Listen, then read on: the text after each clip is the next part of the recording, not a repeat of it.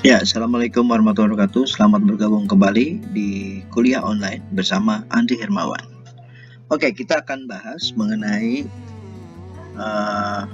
product lag time, kemudian production time sequences, dan capacity plan. Oke, kita sudah bahas mengenai bagaimana caranya membuat peta proses operasi. Nah, kalau kita sudah melihat peta proses operasi, selanjutnya mungkin kita akan mencoba memahami bagaimana kita membuat semacam urutan proses kapasitas buildingnya. Oke, kalau ini ada satu kasus, misalnya mesin A itu memproduksi barang, kita selalu urutkan di proses ini yang bentuk hitam ini titik 1, kemudian merah, kemudian hijau ini misalnya mesin A.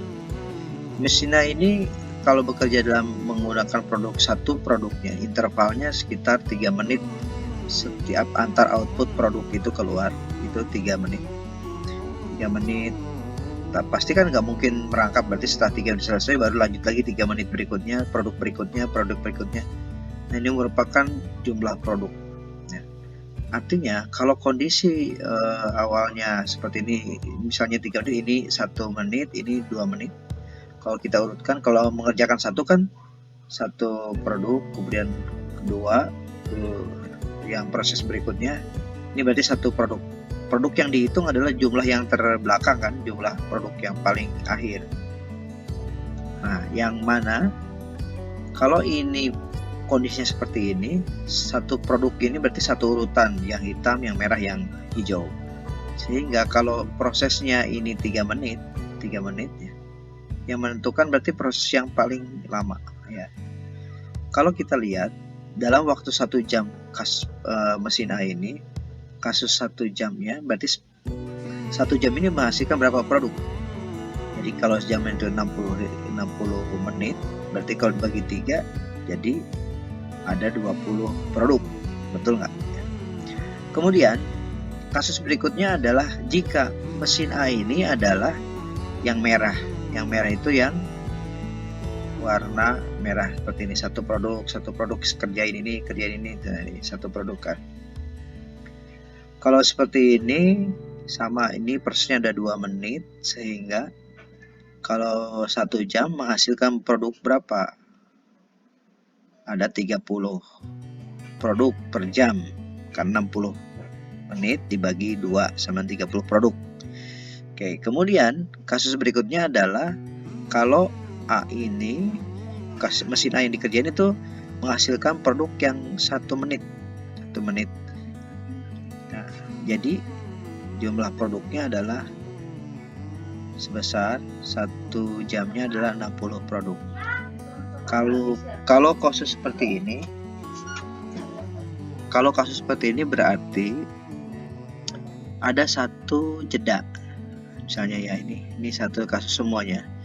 Berarti ada jeda. Kalau kita prosesnya seperti produk ini, jeda ngerjain 1, 2, 3 berikut. Tetapi yang merah ini kan nggak bisa langsung dikerjain. Berarti ada penumpukan 2 produk gitu ya. Terus berikutnya, jadi ada jeda, jadi jadwalnya akan merenggang. Nah, kasus seperti ini yang menentukan adalah kasus produk yang paling akhir gitu. Landasan teorinya ini adalah apabila kita tekan produksi, maka akan berakibat melebarnya waktu interval. Apabila kita kurangi jumlah mesin, paralelnya maka akan memperlebar waktu interval. Nanti kita akan bahas lebih lanjut. Jadi rumusnya adalah kalau kapasitas produksi persatuan waktu itu sama dengan adalah waktu periode yang ditetapkan, misalnya 1 jam, dibagi dengan interval selang antar produk keluarnya. Jadi misalnya tadi per 3 menit, per 1 menit itu keluar, itu dibagi sehingga menghasilkan jumlah kapasitas produksi persatuan waktu. Nah, artinya teorinya, jadi kalau kapasitasnya kita rendahkan, kita kurangi, sehingga caranya dengan intervalnya diperpanjang atau di waktunya dilebarin. Kalau waktunya interval antar produknya diperkecil sehingga kapasitasnya akan meningkat. Nah, kasus berikutnya kalau jika sehingga contoh misalnya mesin A ini tadinya awalnya 3 menit per antar waktu atau intervalnya. Awalnya kan 20 produk per jam. Nah, bagaimana cara untuk meningkatkan adalah dengan 3 menit ini kita turunkan, misalnya setengahnya, 1,5.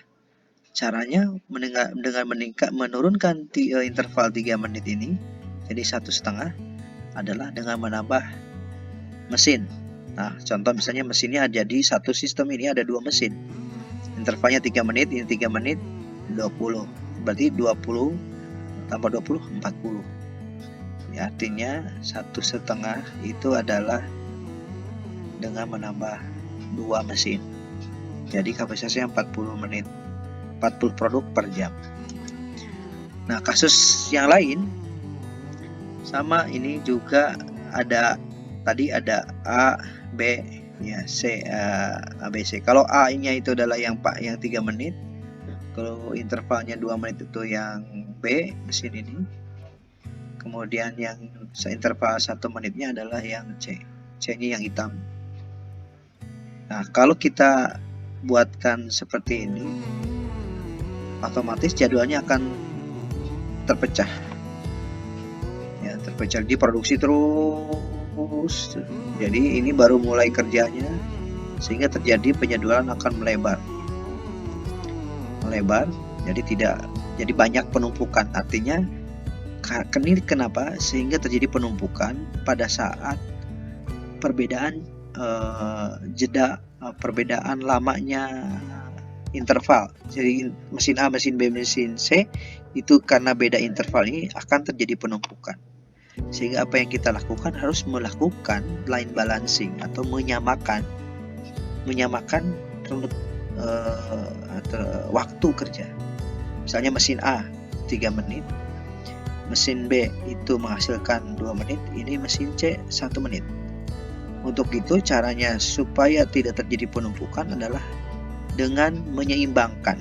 Misalnya kalau ditetapkan 3 menit, berarti setiap stasiun kerja itu harus 3 menit. Nah, kasus seperti ini, apa yang kita lakukan adalah dengan menyamakan stasiun kerja. Ini stasiun kerja misalnya mesin A, stasiun kerja 1. Awalnya kan stasiun kerja setiap 1 mesin. Nah, stasiun kerja ini dengan meningkatkannya dengan menambahkan mesin dengan penggabungan. Seperti ini jadinya. Di satu stasiun kerja, satu stasiun kerja. Kenapa ditambahkan? Berarti dilakukan oleh 2 orang dan saling berurutan. Setelah B sama C, ini kerjanya cuma 1 orang. Awal kan dikerjakannya cuma 1 orang, 1 mesin 1. Dengan menghemat ini akan terjadi pengurangan jumlah orang dan biaya dengan menyamakan line balancing. Nah, kasusnya adalah misalnya interval sama ada 3 menit, 20 menit ini, sehingga kita harus penggabungannya akan jadi tadi B sama C digabung, sehingga apa yang terjadi, ininya jadi 3 menit, tapi kapasitasnya jadi bertambah, ya, jadi 30, ya, ditambah ini jadi 20. Kalau 3 menit ini berarti 20 hasilnya produk, jadi seimbang 20 sama 20. Oke. Nah, kalau ini yang kita lakukan, jadi akhirnya kita terjemahkan ABC-nya itu adalah, jadi kita kerjain dulu CB dulu. CB kerjain 1 berurutan, jadi setelah dia kerja CB-nya udah selesai, baru mulai lagi kerja CB-nya, baru A-nya ikut. Jadi akhirnya grafik penjadwalannya seperti ini. Oke. Nah, jika kasus berikutnya adalah dengan menambah, kasusnya sama, cuman bisa saja kita tetapkan line balancingnya lebih rendah dari 3.